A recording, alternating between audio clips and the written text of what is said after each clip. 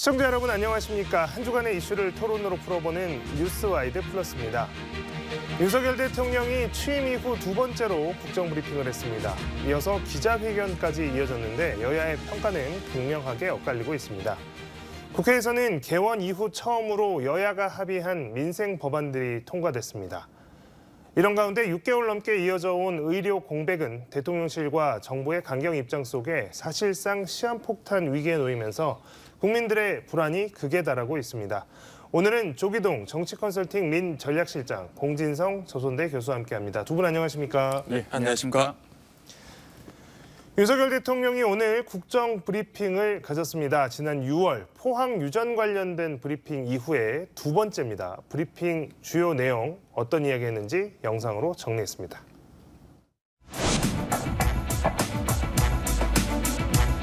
(4대) 개혁은 대한민국의 생존과 미래가 걸린 절체절명의 과제들입니다. 지금 하지 않으면 안 됩니다. 개혁은 필연적으로 저항을 불러옵니다. 개혁 과정은 험난한 여정이 될 것입니다.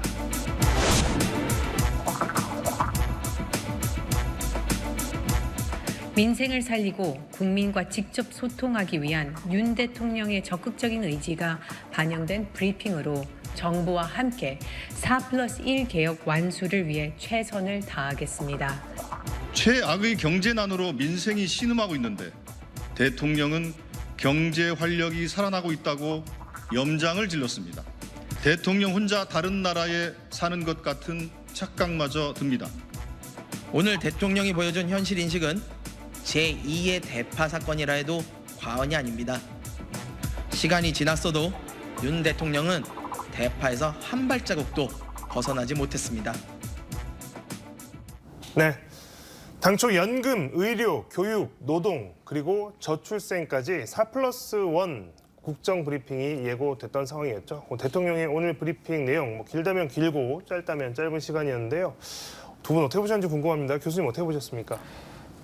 대통령이 지금 상황을 어떻게 인식하고 있는지를 보여주셔서 굉장히 유익한 참고 자료가 됐고 또 기자들과의 질의응답을 굉장히 길게 가지셨습니다. 그리고 상당히 이제 긴장감 있는 질문과 답변이 오고 갔는데 거기에서도 마찬가지로 좀 더 말씀 안 하실 것처럼 이렇게 우회하시면서도 결국 속마음을 다 드러내셨어요. 그래서 지금 어떤 생각을 가지고 계시고 또는 대통령을 둘러싸고 있는 참모들이 무슨 생각이고 그렇기 때문에 앞으로 국정 운영 기조가 어떻게 흘러가게 될지 예상 가능한다는 점에서 국민들에게 급변침을 할지 모르니까 그러니까 뭔가 마음 단단히 먹으라는 이런 의미에서도 좋은 기회였다고 생각합니다. 일단 본심이 드러난 브리핑, 숨길 수 없었던 브리핑이라고 평가를 해주셨고요. 실장님께서는 어떻게 보셨습니까? 네, 크게 한 두 가지 정도가 뚜렷이 보였는데요. 먼저 첫 번째로 국정기조의 변화가 없을 거라는 걸 굉장히 분명하게 보여줬던 것 같습니다. 대표적인 게 기자의 질의응답에서 국민들이 지금 의료 대란에서 약간 우려가 있다, 이런 거 어떻게 생각하냐는 질문이 두 번째로 들어왔는데 윤 대통령이 이제 의대 증원에 대해 완강히 거부하는 그런 분들의 주장을 하고 계신 것 같은데라는 말을 아주 직접적으로 하시더라고요. 이게 입장 변화가 없다는 걸 명확히 보여주신 것 같고요. 두 번째는 이게 기자들의 질의응답이 공 교수님께서 말씀하신 것처럼 굉장히 적극적이고 또는 공격적이었는데요. 이게 또 어떤 정권이 이제 드디어 후반부에 접어들었구나. 기자들에 대한 일종의 장악력 그런 게 많이 약해졌구나 하는 걸 좀 느낄 수 있었습니다. 네. 이게 이제 기자들의 질문에 이제 반응을 할 때도 그냥 이제 그런 의견도 있을 수 있다거나 정부 입장은 이렇다거나 이렇게 하는 수준이 아니라 개혁에 반대하는 사람 입장이 그렇다는 식으로 이제 논박을 하는 게 굉장히 눈에 띄었는데요. 이제 어떤 무적의 논리를 만들어냈었습니다. 뭐냐면 개혁은 필연적으로 저항을 불러온다. 그러니까 저항을 하는 사람은 반개혁 세력이다. 그러니까 내가 저항을 받는 것은 내가 개혁을 하고 있다는 증거다. 이렇게 돼버리면 지지율이 아무리 떨어져도 외롭지 않으실 것 같아요. 본인은 이제 선한 길을 걷고 있고 개혁을 추진하는 사람이 겪을 수밖에 없는 고난을 지금 당하고 있는 것이고 나에게 반대하는 모든 사람은 반개혁 세력이어서 그렇다. 이러면 정말 힘들지 않으시겠죠. 그런데 이제 이 생각에 동의하지 못하는 국민들 입장에서는 이제 깝깝해지는 건데 사실 개혁이 필연적으로 저항을 불러오는 것이라기보다는 섣부른 개혁이 저항을 불러오는 거라고 저는 생각합니다. 자, 이 오늘 브리핑 내용 관련해서 한 가지씩만 더 짚고 넘어가겠습니다. 그럼에도 불구하고 오늘 이야기들 쭉 있었는데 40분 넘게 좀 있었다고 하죠. 그래서 그래도 발표 내용 중에 가장 좀 눈에 띄더라 하는 부분이 어떤 부분이었을지 좀 궁금합니다. 실장님께서는 어떤 부분 좀 가장 눈여겨보셨습니까? 저는 일단 국민연금에 대해서 새로운 방안을 내놓는 게 좀 눈에 띄었습니다. 이게 지난달이었죠. 지난달과 지지난달에도 이제 여야 연금개혁 특위에서 그 소득 대체율, 그러니까 연금이 벌어온 소득의 몇 %까지 보장해 주느냐, 이 소득 대체율을 놓고 이견을 벌이다가 결국 민주당이 좀 어느 정도 내가 좀 낮춰줄게, 국민의힘 안대로 이재명 대표 이렇게 말했다가 결국 대통령실에서 거부해가지고 이제 결국 무산된 사건이 있었는데요. 이번에 아예 차등 지급하자, 내지는 차등으로 받을 수 있게 하자, 이런 식으로 아예 새로운 아젠다를 던지는 걸 보면서 좀 국민연금 판을 새로 짜고 싶구나, 내지는 지금의 판짜기에서 약간 더 지연전, 지금 정부에서 이게 타결이 돼버리면 결국은 그 납부율이 9%에서 13%로 올라가기 때문에 사실상 증세가 되거든요. 그거를 어떻게든 좀 타이밍을 늦춰보겠다, 이런 의도가 좀 깔려있는 행보 아니었나 생각이 듭니다. 교수님은 어떤 내용 그래도 좀 가장 들어오셨습니까? 뭐 여러 가지가 있는데 이제 특히 뭐 경제 상황에 대해서 약간은 낙관적인 전망을 제시하셔서 조금 당황스러웠고, 많은 사람들이 지금 경기가 장기적으로 좀 어려울 거라고 각오를 하고 있는데 대통령만 다른 생각을 하셨고요. 그다음에 또 이제 뭐 뉴라이트에 대해서 잘 모르신다고 하면서 사실 인사를 사사롭게 누구를 알아서 이제 뭐 예를 들어 그 독립기념관장 같은 분들 그렇게 해서 임명한 것이 아니다. 그런데 이제 기준을 밝히셨어요. 뭐냐면 충성심과 역량이라는 거죠. 근데 그게 정말 국가에 대한 충성심인지 아니면 본인에 대한 충성심인지 뭔지 이런 것들이 조금 속마음의 은연중에 이제 드러나는 것은 아닌가, 이런 생각이 좀 들었습니다. 네. 자, 불투명했던 여야 대표 회담이 전격적으로 결정됐습니다. 윤 대통령의 국정브리핑 기자회견이 끝난 직후에 발표가 됐습니다. 다가오는 일요일 9월 1일에 만나기로 했습니다. 생중계는 하지 않고 모두 발언만 공개하는 형식으로 진행하기로 했는데요. 자, 이재명 대표의 코로나 확진으로 연기가 됐고 또 당정 만찬까지도 연기가 되면서 여야 대표 회담도 불투명해지는 거 아니냐, 이런 분석들도 많이 나왔습니다만 곧바로 만나기로 합의가 된 부분은 고무적입니다. 대통령의 국정 브리핑과 기자회견 직후에 회담이 확정됐다는 것도 시점이 좀 절묘한데요. 뭐 이런 일련의 지금 이슈들, 지금 뭐 이런 에피소드들이 좀 영향이 서로 있을까요? 어느 정도 좀 영향이 있을 수밖에 없겠죠. 특히 양쪽 모두, 한동훈 대표와 이재명 그 민주당 대표 모두 본인이 어떤 당을 이끌고 있다는 걸 보여줘야 되고, 두 번째는 본인의 지금까지 가지고 있던 이미지에서 좀 더 절제되고 중도지향적인 이미지를 보여줄 필요가 있습니다. 특히 이재명 대표의 경우가 이제 대선 가도를 앞두고 그게 되게 중요한데요. 이런 측면에서 당대표끼리 이제 만나서 회담을 갖고 그걸 통해서 결정된 건 없지만은 나는 이런 생각을 갖고 있고 내지는 이렇게 상대당과 어느 정도 타협도 할 줄 아는 사람이다, 이런 걸 좀 보여주는, 이런 데 대한 어떤 정치적인 유리함이 있다고 생각을 합니다. 교수님, 이게 뭐 회담 되니 많이 했었잖아요. 그렇죠. 그러니까 저는 이제 한동훈 대표 쪽에 좀 더 필요가 좀 컸을 거라는 생각이 드는데, 오늘 대통령의 브리핑이나 질의응답 기자회견이 직접적으로 영향을 주지는 않았겠지만 지난 며칠 동안 이어지는 어떤 당정 관계 속에서 약간 당대표 패싱이라고 말할 수 있을 법한 이런 일들이 지금 벌어져 왔습니다. 그러니까 전반적으로 당내의 현역 의원들이 당대표를 사실상 어느 정도 좀 존중하지 않거나 뭐 무시하거나 적어도 어쨌든 영향력을 발휘하기가 쉽지 않은 구조에서, 또 뭐 의료 개혁과 관련해서도 의대 중원 문제를 조금 좀 유예해보자는 제안을 했는데 그걸 뭐 대통령실에서 이제 바로 1인 지하에 딱 이제 컷해버렸죠. 그러니까 한마디로 당대표라고 좀 대우해주려는 마음이 전혀 없다는 것이 요즘 드러났기 때문에 이렇게 계속 얘들 따돌림 당하면 당대표로서 자기 자리를 제대로 이제 유지하기 힘들어지죠. 이제 그럴 때 야당과의 대표회담이라고 하는 것은 뭐 적절한 기회였고, 이 기회가 한번 미루어지긴 했지만 서로 어떤 뭐랄까요 서로 이제 의제 합의가 아무리 어렵더라도 이 기회를 굳이 버릴 필요는 없다고 생각했을 것 같습니다. 그런 의미에서 일단 형식상에서 이제 조율해서 타협을 하고 의제는 이제 차차 앞으로 이제 시간을 두고 조율하는 쪽으로 결정한 것이 아닌가 싶습니다. 어쨌든 만나기 전에 실무 협상을 거쳤기 때문에 양당 간의 어느 정도 의견 조율은 의제에 대한 것들은 뭐 방식에 대한 것들도 그렇고 어느 정도 이제 의견 조율이 된 상태에서 만나게 될 텐데요. 의정 갈등과 또 최혜병 특검 같은 아주 민감한 사안들이 있기 때문에 이런 부분을 이야기하지 않는다는 것은 좀 전망하기 어렵고요. 그래서 어떤 이야기들이 어느 정도 수준까지 이해가 될 수 있을지가 참 국민들 입장에서 궁금할 수밖에 없는데요. 교수님 보시기에는 어느 정도의 이야기들이 나올 수 있을까요? 근데 오늘 보도된 내용대로 보면 의제를 딱히 제한하기보다는 뭐 좀 열어놓는 것처럼 얘기를 했습니다. 그리고 한동훈 대표도 뭐 그런 식으로 얘기를 할 때 뭐 본인이 이렇게 밀린다고 생각하지 않기 때문에도 뭐 뭐든지 얘기해보자 뭐 이렇게 대응하지 않았을까 싶고 그래서 이제 기자들에게 공개하는 이제 모두 발언에서 무슨 얘기를 하건 간에 어쨌든 이제 비공개 회의에서는 터놓고 얘기할 수 있지 않을까. 그러나 이제 그렇다고 해서 합의에 이를 가능성이 높다 이렇게 보기는 어렵겠죠. 네, 합의 가능성까지 이제 바라는 것은 너무 이제 국민들의 욕심일 수 있겠다는 생각은 좀 들고요.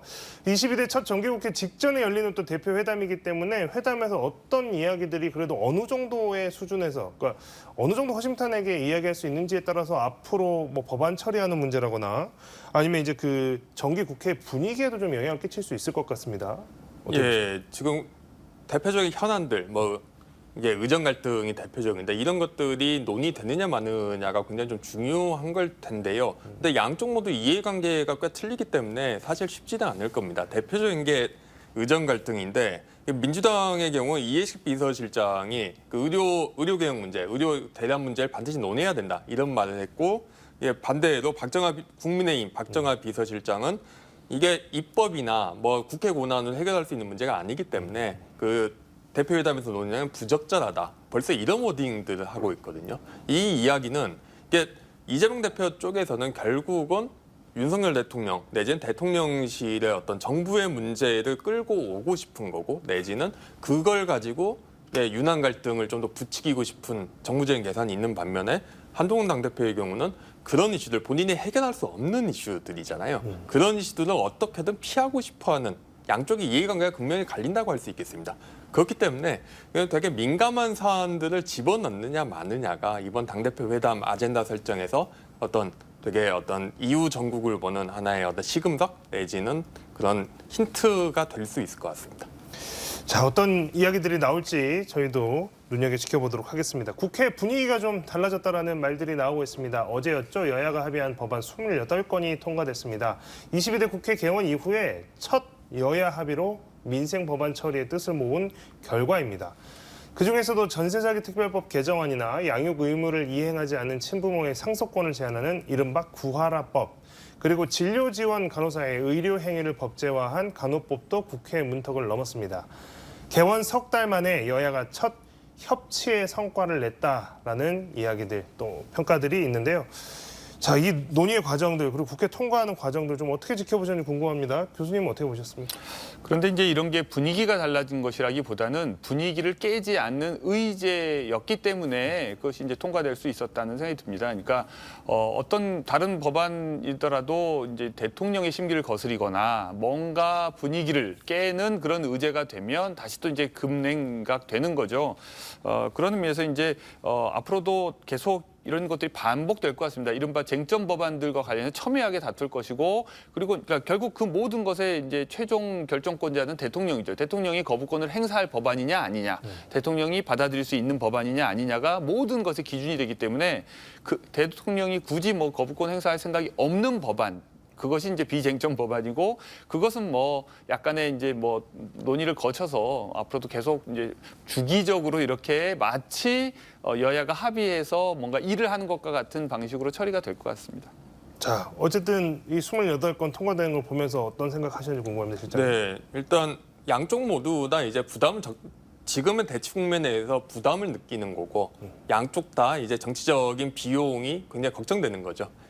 여당 같은 경우는 말할 필요도 없고 야당의 경우에도 결국 의석이 180석인데 결국은 이제 내년이나 내후년쯤에 제기될 질문은 민주당은 저 거대 야당으로서 어느 정도 국정 실패에 책임이 있는가? 너는 국회에서 뭐 했냐? 이런 질문이 언제든 물어볼 수 있거든요.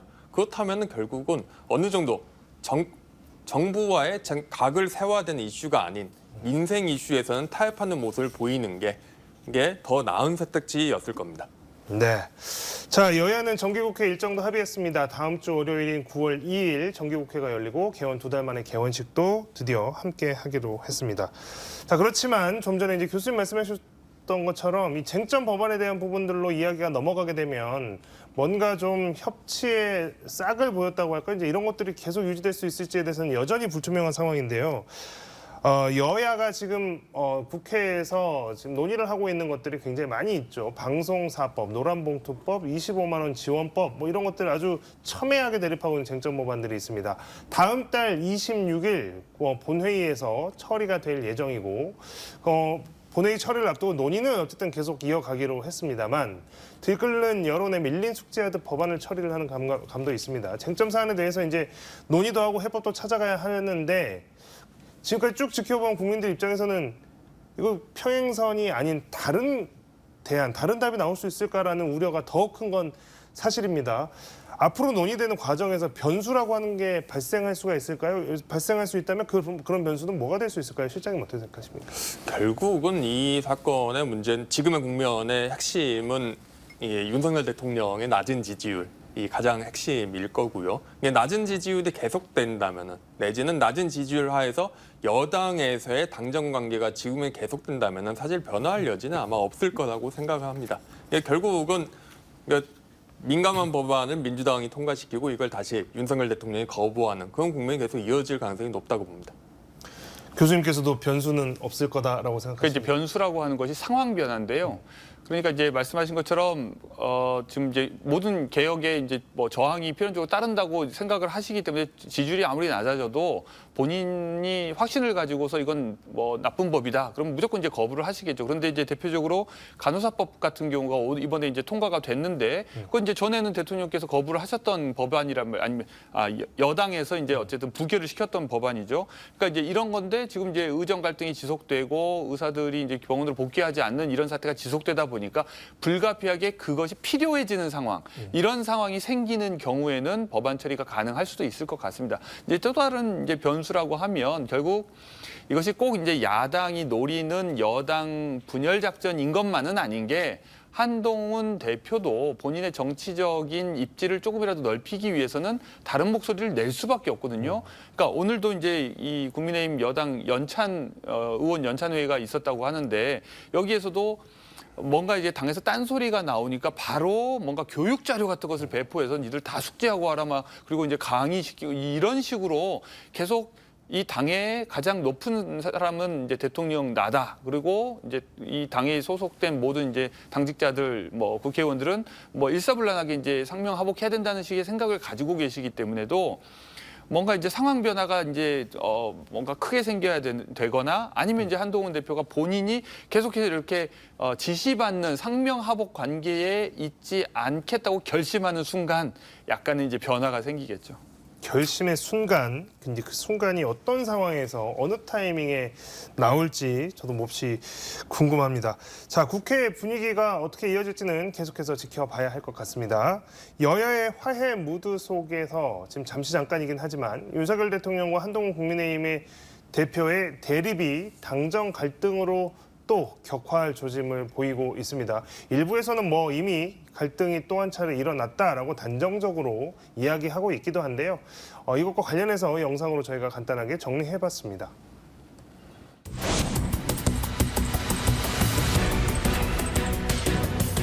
무조건 안 된다는 겁니다. 오히려 줄여라 이렇게 얘기를 하고 있거든요. 국민 여러분 어떻게 생각하십니까? 국가가 정부가 어떻게 해야 되겠습니까? 당정 간에는 뭐 전혀 문제 없고요. 또 뭐 다양한 현안에 대해서 뭐 다양한 의견이 나오는 것이 또 자유민주주의 아니겠습니까?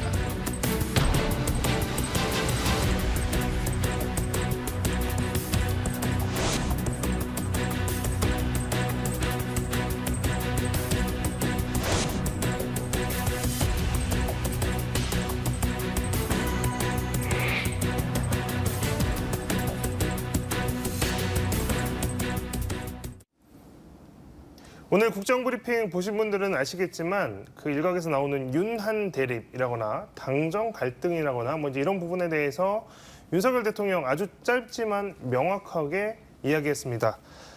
당정 관계 문제 없다. 이 한마디로 본인의 입장을 정리를 했는데 하지만 이제 받아들이는 상황들이 옆에서 보이는 상황들이 그렇게 받아들이기만은 좀 찝찝함이 나올 수밖에 없는 그런 상황들입니다. 대통령의 이 발언 뭐 어떻게 해서 나오게 된 발언일까? 어떤 생각으로 나오게 된 발언일까? 많은 생각들 좀 드는데요. 어떻게 보셨습니까, 실장님? 일단 갈등을 표면적으로 드러내는 순간 그 갈등은 그냥 파국을 의미하기 때문에 어떻게든 갈등이 없다고 말할 수밖에 없다는 게 기본적인 입장이실 거고요, 대통령의. 이거 한동훈 대표도 마찬가지일 겁니다. 그리고 두 번째는 이거를 결국은 이제 한동훈 대표 내지는 한동훈 대표 말가 아니더라도 차기 국민의힘 대표나 차기 대선 주자 쪽으로 권력이 이동하게 될 텐데 그 권력 이동을 현직에 있는 윤석열 대통령이 어떻게 유연하게 부드럽게 본인의 영향력을 잃지 않으면서 갈까? 결국은 우리는 잘 지내고 있다는 말을 기본적으로 할 수밖에 없거든요. 그걸 확인하는 워딩이었다고 생각을 합니다. 정말 이렇게 그냥 이 한마디가 윤석열 대통령으로서는 최선이었을까요? 근데 사실 뭐 솔직하지 않은 모습이죠. 그리고 그러면서도 결국 이제 한동훈 대표 이름 한 번도 언급하지 않으신 것만 봐도 뭔가 앙금이 있는 것이 분명하고 말로는 이제 민생 챙기기 위해서 만찬을 연기한다고 얘기를 했는데 뭐 정말로 밥만 먹으려고 했던 것이 아니라면 민생 챙기는 것과 당대표를 만나는 게 무슨 그렇게 큰 모순되는 일이라고 이건 결국 이제 국민들이 다 어느 정도 눈치는 채죠. 그러니까 이게 저는 이제 권위주의적 리더십의 특징이라는 생각이 드는데요. 그러니까 위계적으로 사람 간의 질서를 인식하고 그리고 오랫동안 특히나 이제 부하 직원으로 이제 데리고 있었던 사람과의 관계에서 누군가가 나에게 잘못하는 일은 있을 수 있어도 수평적인 의미에서의 대립이나 갈등은 있을 수 없다고 생각하는 거죠.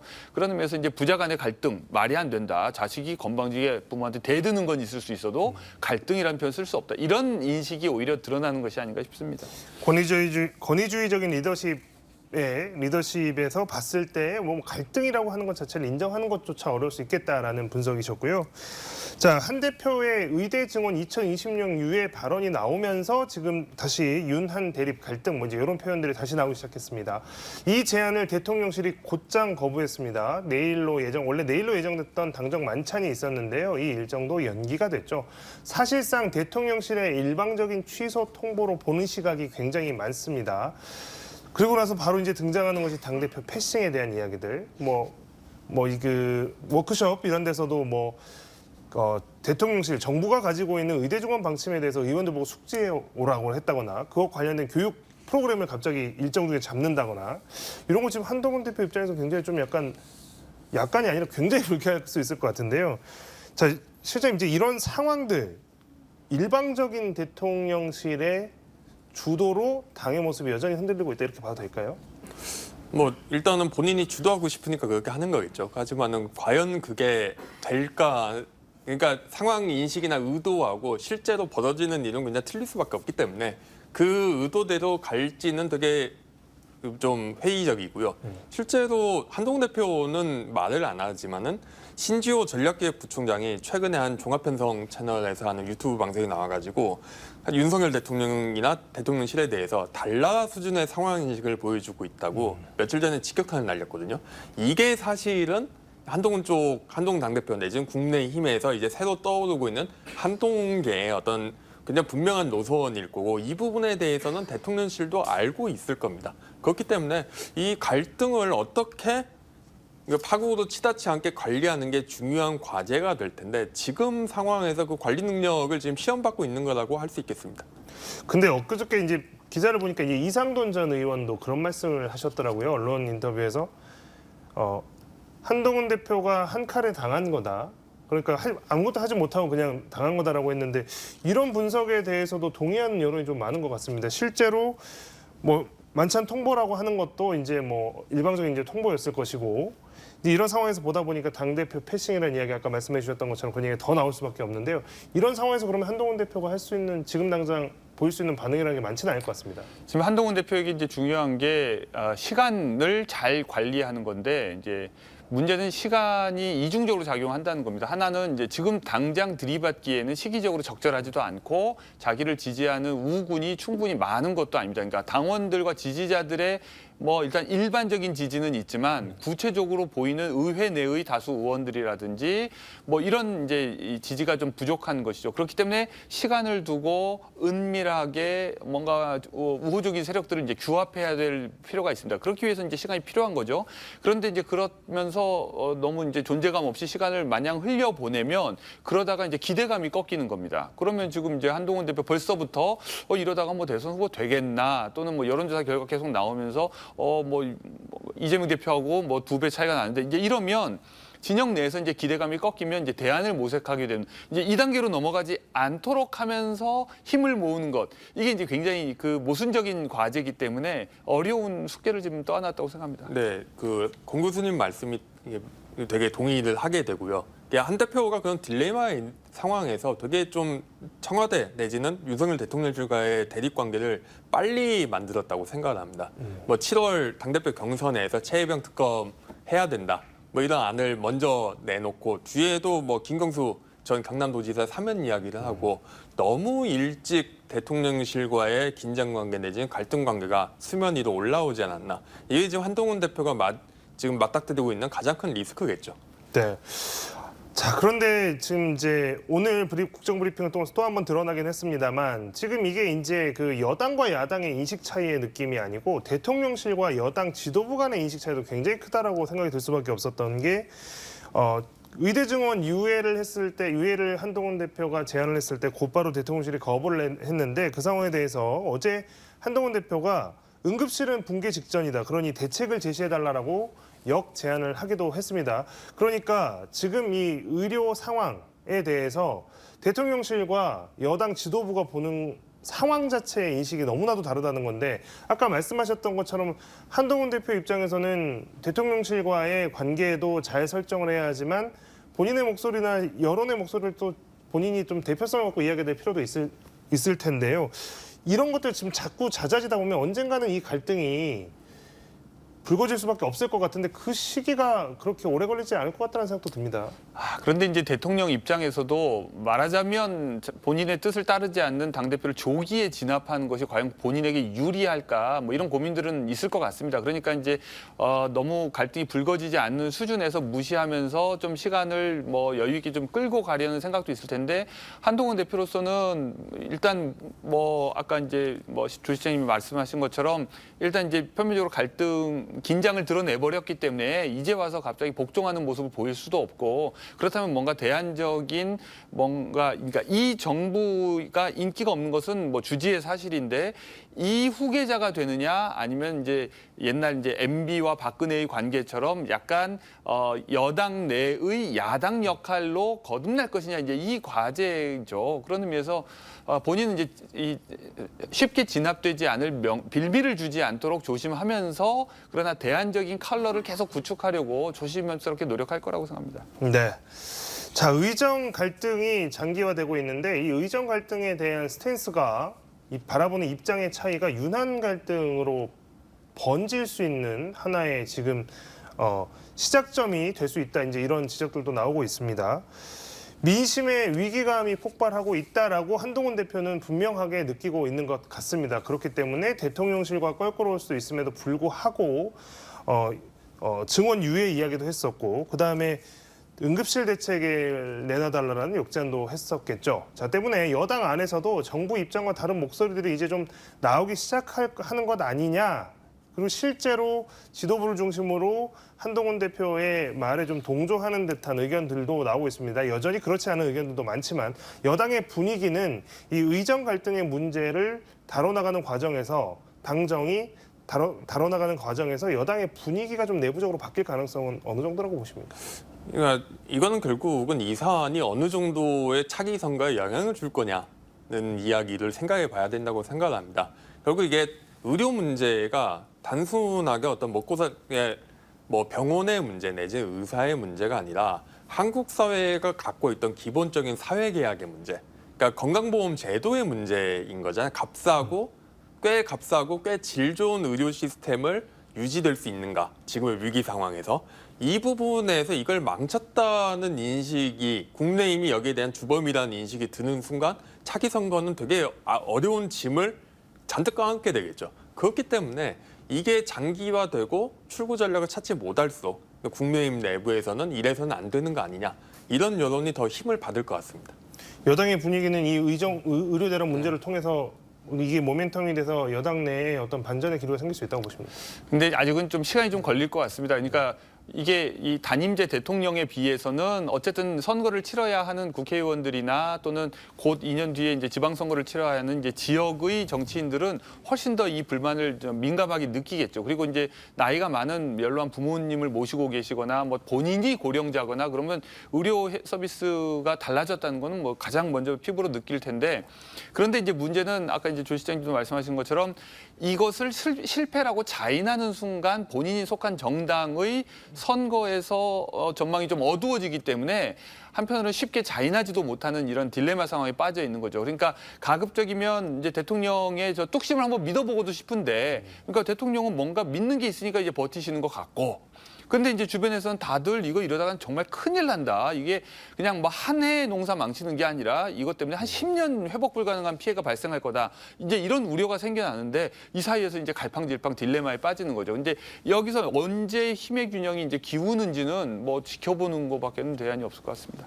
자, 이 의료 대란과 관련된 문제, 그 의료 개혁이라고 대통령이 표현하는 이 문제, 그리고 여기에 따른 대통령실, 정부와 여당 안에서의 미묘한 온도 차이, 여기에 가장 큰 변수가 될 수 있는 또 대화의 상대인 거대 의석을 가진 민주당이 정확하게 어떤 입장을 내는지에 따라서 또 상황이 많이 바뀔 수도 있다는 생각이 듭니다. 민주당은 사실 이제 이 문제에 대해서 어떤 특정한 대안을 갖고 지금 이야기를 하고 있는 상황은 아니지만 어쨌든 지금의 상황이 대단히 잘못 가고 있다는 것에 대해서는 비판의 목소리를 높여가고 있는 상황인데요. 이제 이렇게 가다 보면 결국에는 민주당이 지금의 상황을 우려하고 지금의 기조를 비판하다 보면 결국에 그 우려의 여론을 담은 여당 내의 어떤 의견과 좀 닿게 되는 접점이 생기지 않을까 이제 이런 생각도 좀 드는데요. 그럼 그 가능성은 충분히 열려 있는 거겠죠? 하지만은 지금까지 민주당의 기본적인 스탠스 내지는 계획안 자체가 결국은 뭐 대통령실과의 타협안, 되게 우리가 지는 것 같은 타협안을 내놓지 않는다는 게 사실은 기본적인 안이었고 이게 지난번 영수회담에서 이재명 대표가 윤석열 대통령 앞에서 A4 용지에 인쇄된 그 본인의 입장을 쭉 읽는 걸로 많이 드러났다고 생각하는데요. 오히려 말씀하신 대로 이 부분에서 우리가 민주당이 이런 전향적인 입장을 바뀌어가고 있다. 이거를 어떻게 이야기할지가 이재명 대표의 꽤 과제가 될 것 같습니다. 민주당으로서는 정부와 여당을 상대하는 공략할 수 있는 약한 고리일 수도 있는데 지금 이 의료 상황이 그 부분에 대해서 민주당은 어떤 스탠스가 그러니까 기본적으로 이제 민주당은 여당 내에 이제 분열을 가급적이면 이런 이슈 또는 특검법 이슈를 통해서 만들어내려고 이제 노력을 하고 있는데 또 이제 다른 한쪽에서는 그렇기 때문에 여당 내의 소수파 또는 이제 친한파와 협력해서 결국 이제 반윤으로 혹시 연대할 수 있는 건 아니냐 이런 약간 뭐랄까 기대도 하시는 것 같은데 그렇게 가기는 쉽지 않을 것 같습니다. 왜냐하면 민주당 지지자들이 기본적으로 이번 윤석열 정권과 국민의힘과 뭔가 원칙 없는 타협을 하는 것은 뭐 야합이라고 생각하는 경향이 있어서 쉽지는 않을 것 같습니다. 결국 문제가 이게 민주당 쪽에서의 가장 문제는 이게 타협을 하려면은 한동훈 당대표 내지는 국민의 의원이 아니라 결국 윤석열 대통령을 상대를 해야 됩니다. 이게 가장 기본적인 거고 그런데 윤석열 대통령을 몰아가면 몰아갈수록 국민의힘 내부에서는 오히려 더 윤석열 대통령을 지켜야 된다. 아니면 우리가 분열되면 예전처럼 안개도 작았던 세력이 훨씬 더 쪼개지고 민주당에 더 먹혀버릴 수 있다. 이런 공포심이 자극이 되거든요. 이게 지금의 대치 국면이 제대로 풀리지 않는 원인 중 하나인데 이 부분에 대해서 민주당이 공 교수님 말씀대로 이게 대통령실 내지는 윤석열 대통령을 상대로 화해 제스처를 내놓기가 되게 쉽지 않다는 게 그게 민주당 당내 정치의 문제겠죠. 네. 자, 다음 이야기로 10월 재보선 이야기를 해보도록 하겠습니다. 전남 지역에서는 영광 군수, 곡성 군수 이렇게 두 개의 재선거가 잡혀 있습니다. 더불어민주당에서는 당연히 후보를 낼 것인데요. 조국혁신당에서 이 두 선거에 사활을 걸고 뛰어드는 모양새가 됐습니다. 더불어민주당과 조국혁신당의 호남 표심잡기 경쟁이 이제 본격화되고 있는 상황인데요. 신경전도 시작이 됐습니다. 양당 지도부가 이번 전남 두 곳 재선거와 관련해서 어떤 이야기들을 하고 있는지, 어떻게 바라보고 있는지 저희가 영상으로 정리했습니다. 호남은 사실상 민주당 일당 독점 상태입니다. 고인물은 썩습니다. 흐르게 해야 합니다. 앞으로 조국혁신당은 누가 더 좋은 사람과 정책을 내놓느냐로 경쟁할 것입니다. 기존 네트워크가 아닌 새로운 통로가 생기고 제2, 제3의 김대중 노무현이 발굴될 것입니다.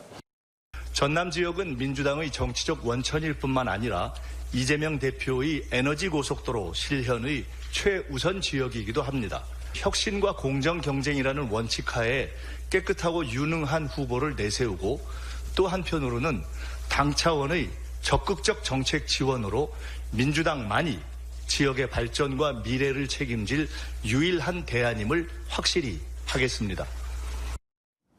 네. 양측 모두 굉장히 중요한 선거로 보고 있으면 틀림이 없는 것 같습니다. 조국혁신당이 아주 공격적으로 이번 재선거에 임하고 있습니다. 불과 한 달, 두 달 전만 해도 조국혁신당이 후보를 낼 수 있을까라는 것이 지역 정가에서 실제로 떠도는 이야기들이었습니다만 지금 조국 대표를 비롯해서 당에서 지금 총력전을 선언하다시피 한 상황입니다. 조국혁신당은 오늘과 내일 영광과 곡성에서 워크숍과 당원 간담회를 연이어 갔습니다. 1박 2일 동안 전 의원단이 지역을 찾은 것입니다. 일찌감치 총력전이 좀 시작된 것 같습니다. 이렇게까지 대대적으로, 이렇게까지 급하게 시작이 될 줄은 저는 몰랐는데 교수님 어떻게 보십니까?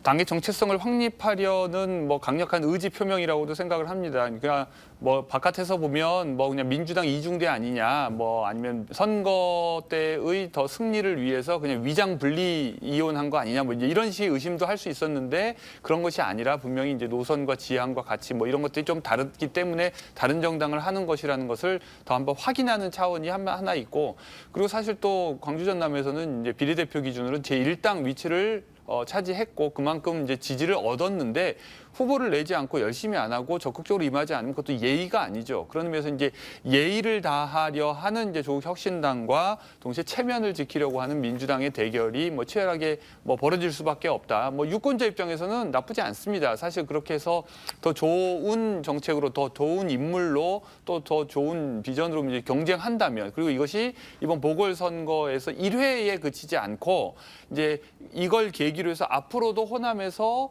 어쨌든 의미 있는 유효 경쟁을 우리가 기대할 수 있다는 어떤 신호가 된다면 좋은 일이라고 생각합니다. 자, 조국혁신당이 이렇게까지 적극적으로 공약을 선언하고 선거에 지금 이제 아직 거의 50일 가까이 남았지만 이렇게까지 적극적으로 나올 거라고 좀 예상을 하셨습니까, 시장님? 예, 왜냐하면 조국혁신당 입장에서 원내에서 돌파구가 하나도 없었기 때문이죠. 이게 교섭단체 요건을 완화해달라고 요구를 했음에도 불구하고 여기에 대해서 민주당 쪽에서 당연히 받아들여주지 않았고, 왜냐하면 조국혁신당이 그러면 민주당 쪽에 되게 우호적이고 협력적이었냐 보면 그것도 또 아니었거든요. 결국 범민주당 내에서 약간 분파 간의 경쟁이 지금 이제 선거도 폭발하게 된 거라고 생각을 하고요. 다만 이제 결국은 이제 정당이 살려면은 선거에서 독자적인 생존 능력을 입증을 해야 됩니다. 그리고 10월 재보선, 4월 재보선에서 결국 10월 재보선에서 전남의 군수가 두 자리가 비어 있는 게 굉장한 조국혁신당에서는 올인할 기회로 봤던 거라고 생각을 하는데 이 정도로 이렇게 강력하게 의지를 보여줄지는 많이 예상을 못했던 것 같습니다. 네. 예, 방금 이제 조 실장님이 얘기하신 것처럼 원내 이제 교섭단체 조건 완화가 굉장히 좀 약간 의미 있게 저도 들리는데 뭐냐면 이제 우리 이번에 그 호남 지역 빼고도 다른 지역에도 후보를 냈지만 앞으로도 어떻게 할 것인지에 대한, 그러니까 호남 외의 지역에서 어떻게 할 것인지에 대한 계획도 얘기를 했거든요. 그러니까 그냥 호남 외의 지역에서는 무조건 그냥 민주당에게 밀어준다 이런 게 아니라, 또는 비례 후보만 내다 이게 아니라 후보 낼 거고 누가 더 경쟁력 있고 더 당선 가능성 높은지 한번 붙어보자 뭐 이런 식으로까지 나왔단 말이에요. 이건 좀 삐딱하게 들으면 선전포고죠. 그리고 그런 의미에서 뭔가 우리에게도 줄 걸 줘야지 우리도 뭔가 우호적으로 하지 그렇지 않다면 우리도 경쟁적으로 나갈 수 있다. 뭐 그런 약간의 메시지가 있다고 생각합니다. 이번 재선거에 임하는 조국혁신당의 적극성 얼마나 진심인지를 보여주는 이제 어떤 뭐 하나의 이벤트일 수도 있겠습니다만 조국 대표가 월세살이를 예고했습니다. 그러니까 선거 기간을 앞두고 한 달 정도 이 영광과 곡성 지역에 실제로 내려가 살겠다라고 하는 것인데요. 조국 대표뿐만이 아닙니다. 신장식 의원 역시 월세살이를 하겠다 공공연하게 하고 있고 실제로 지금 그래서 방을 지금 집을 구하고 다닌다고 합니다. 지금 또 그리고 지금 12명의 의원이 있는데 이 12명 의원이 이번에 재보궐선거가 이뤄지는 4곳에 한 지역구에 3명씩 붙어서 책임 선거구라고 해서 그 지역에서 선거 운동에 뛰어들기로 했다. 매우 진심인 상황. 자, 이 정도의 행보 효과가 근데 이제 얼마나 있을지 아주 그냥 간단하게 말해서 조국 대표와 신장식 의원 같은 분들이 영광에 나와서 한 달 동안 산다.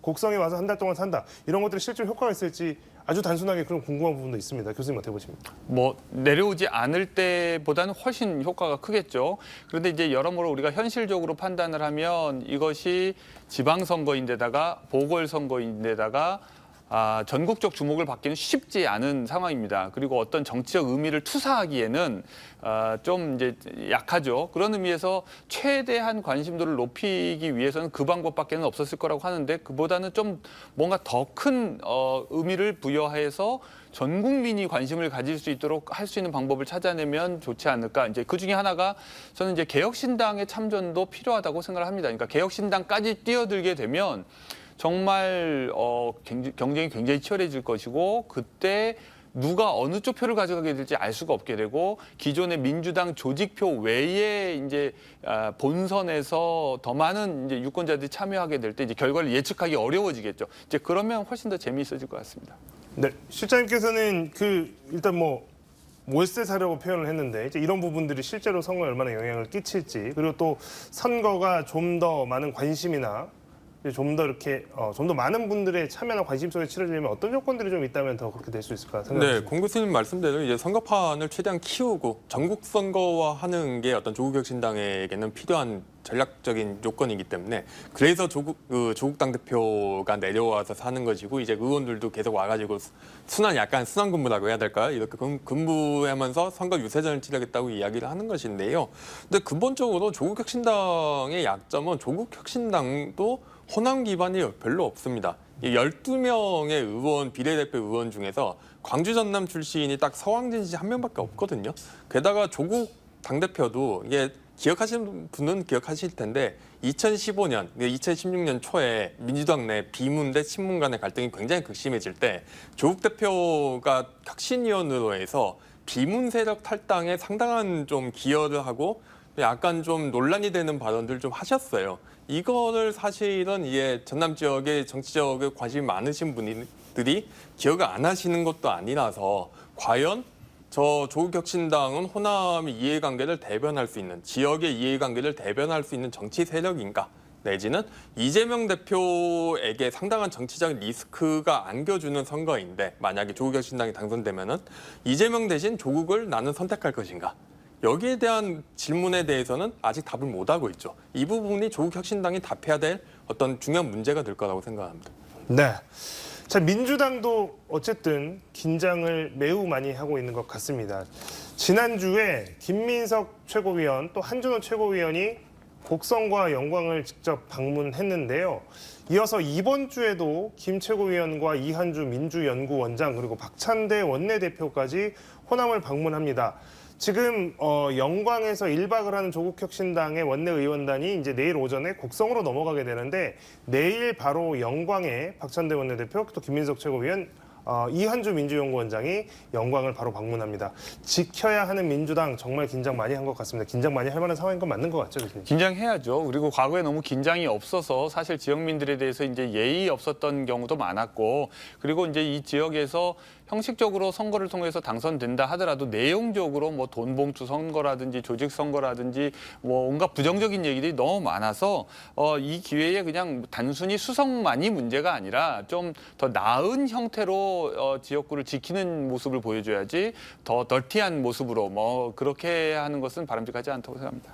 민주당 입장에서는 충분히 위협이 되는 상황이겠죠? 민주당 입장에서는 굉장한 위협이죠. 일단은 그 비례대표 득표율 자체가 조국혁신당과 민주당의 차이가 영광과 곡성에서 한 1%포인트 정도밖에 차이가 나지 않습니다. 맞습니다. 게다가 굉장히 또 민주당에 대한 광주 전남 지역의 불만은 상당하고 정치적인 변방을 밀려났다는 그런 존재 부정까지 그런 상황이고 민주당 입장에서도 만약에 곡성이나 영광 중에서 한 곳에서 조국혁신당에서 당선이 됐다 그러면은 결국은 호남에서 비이재명계에 대한 어떤 지지세가 되게 강고하고 다른 정치적 상징, 다른 구심점 우리가 찾고 있다는 시그널을 보내기 때문에 민주당 입장에서 내지 이재명 대표 입장에서 굉장한 위험 요인이 생기는 거라고 볼 수 있겠습니다. 그래서 민주당 입장에서도 이번 선거에서 아마 전력을 다하지 않을까 싶습니다. 자, 이제 전력을 다하다 보면 이게 뭐 건전한 경쟁, 건강한 경쟁이라고 뭐 조국 대표는 여러 번 강조를 하고 특히 조국혁신당에서는 호남 유권자에게 선택권을 드리는 당연한 거다라고 이제 이야기는 하고 있습니다만 경쟁이 치열해지면 치열해질수록 의도치 않은 돌발적인 상황들이 나오게 되고 이제 그런 것들 때문에 갈등이 생길 수 있는 것을 수도 없이 봐왔습니다.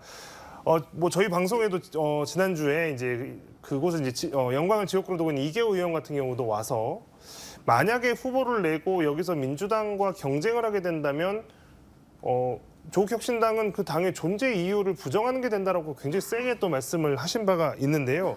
자, 이번 선거를 계기로 두 정당 간의 갈등이 증폭이 되거나 좀 갈등이 커질 가능성에 대해서는 어떻게 생각하십니까? 정치인들끼리는 갈등을 할 수 있는데요. 결국 이제 지지자들이 더 큰 것을 원하는 경우에 그 사소한 갈등을 사실 덮죠. 그러니까 지금 다음번 대선 때까지는 그 갈등이 이제 지지자들 수준에서 표면화되기는 뭐 어려울 거라고 생각하고 다만 정치인들 간에는 뭐 적지 않은 갈등이 지금도 있을지 모르고 앞으로도 더 커질 수도 있겠죠. 예.